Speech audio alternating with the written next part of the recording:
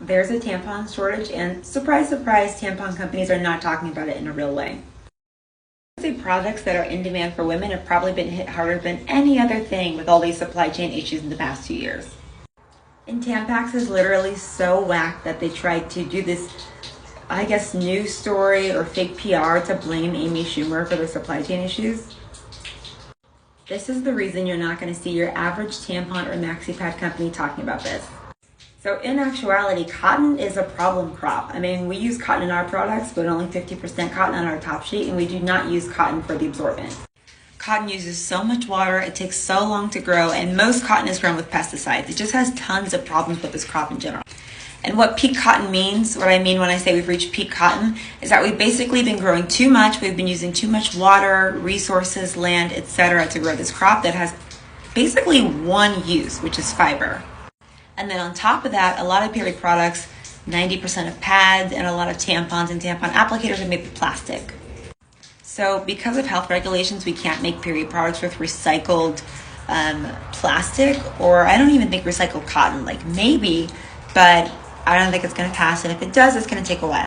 So for right now, we're stuck using virgin, and that's the problem. Virgin cotton is getting so expensive. I mean, even us, we use 50% hemp, 50% cotton on our top sheet, and I think we paid $10,000 a kilo, if I got that right.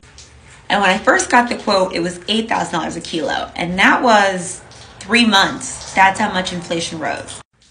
And the reason other companies are not talking about the tampon and maxi pad shortage is because I think it looks bad to their investors and their customers. They're like, hey, there's a major supply chain issue with our number one product and our number one fiber. Like, that just looks awful, and they're not going to do that to themselves. It's going to scare their investors. It's going to scare their customers. For us, we're using this as an opportunity to tell people where they need to invest in different materials, reusables if you can. I know that reusables are not for everyone. Care makes pads out of hemp fiber and organic cotton. We also use responsibly sourced tree pulp for our absorbent. Also, our pads are plastic free. They're made out of 100% plant-based and compostable grade materials. So, I mean, we're not going to use regular plastic, which is also just having really bad issues with supply chain right now because of the war. So if you're going to use single-use period products, try to invest in companies that are maybe moving away from cotton. I mean, hemp, of course, Care, we're the best.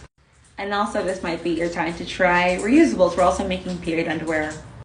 In general, suppliers just need to be more open about what's going on. This is not a time to go out and panic buy things, but you guys should be aware.